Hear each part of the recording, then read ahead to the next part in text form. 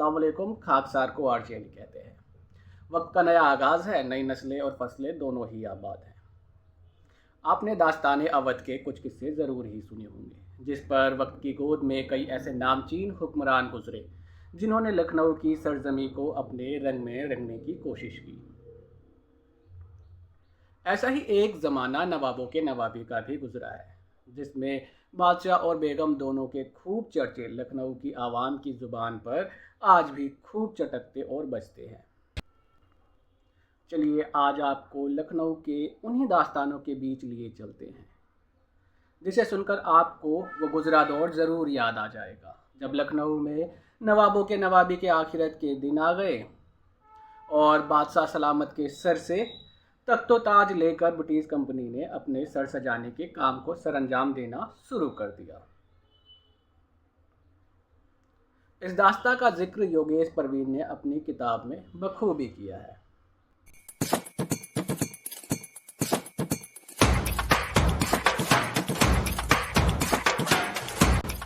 7 फरवरी सन 1856 का दिन था। इसी दिन नवाबी अवध के पतन का दिन भी रहा।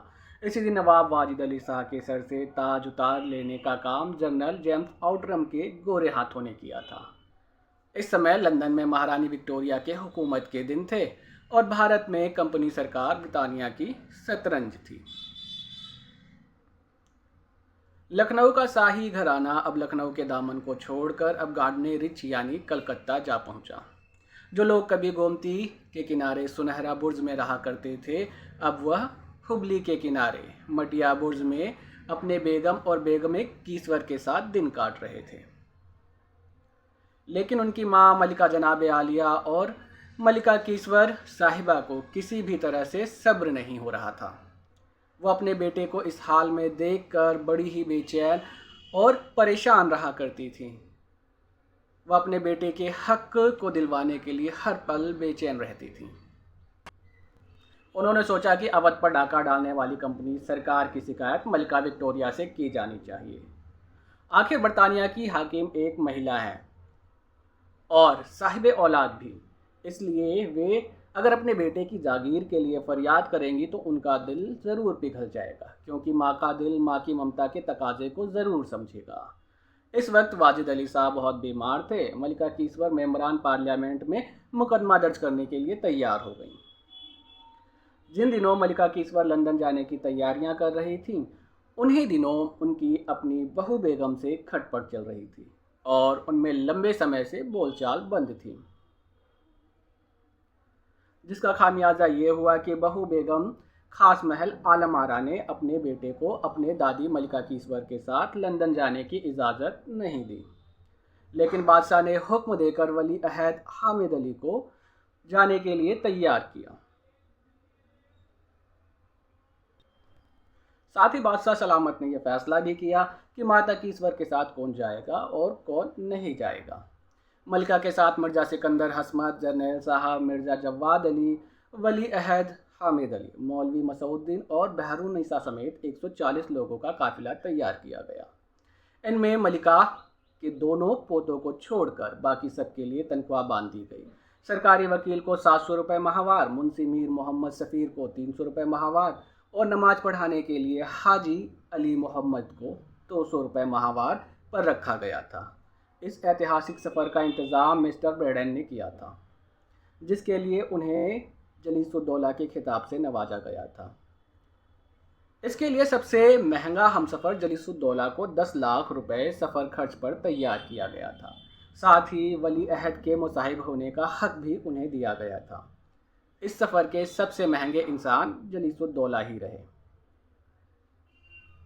इस सफ़र के लिए अवध के लुटे हुए नवाब की तरफ से लाखों के बेशकीमती खजाने और नजराने लंदन की महारानी विक्टोरिया के लिए भेजे गए। ये कुल सौगातें संदूक में बंद थीं, जिनमें अलमास का एक हार याकूत और ज़मुर्द का एक गंगा जमुनी हार, जौहरातों से जड़ी एक कंघी, सच्चे मोतियों की माला, बेहतरीन अंगूठियों और बेहतरीन गंगा जमुनी काम की पोशाकों को रखा गया था।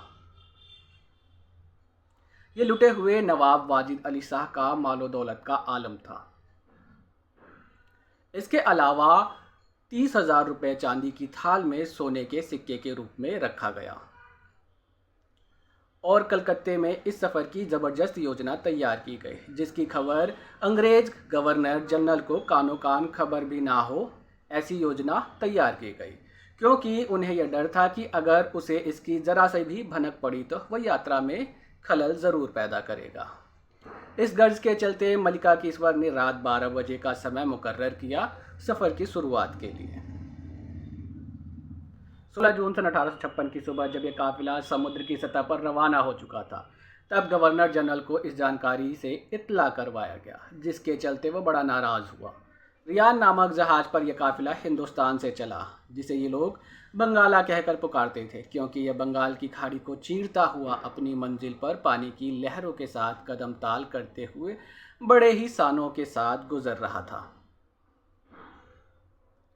काफिले पर जाने से पहले मलिका कीसवर ने एक मुलाकात बहू बेगम के महल में जाकर की, जिस पर बहू बेगम अपनी सास के गले लगकर खूब रोईं और बादशाह बरामदे के अंधियारे में खड़े चुपके चुपके आंसू बहा रहे थे और बड़े भरे गले से वह अपने वालिदा साहिबा से ये आखिरी अलविदा कह पाए थे।